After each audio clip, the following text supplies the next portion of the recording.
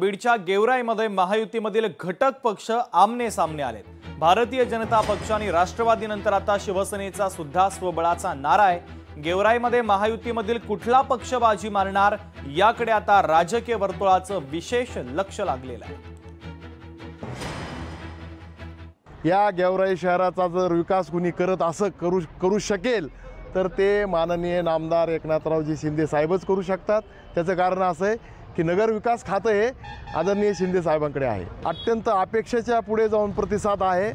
30 ते 35 उमेदवारांनी आतापर्यंत इच्छुक म्हणून सकाळपासून फॉर्म भरलेले आहेत।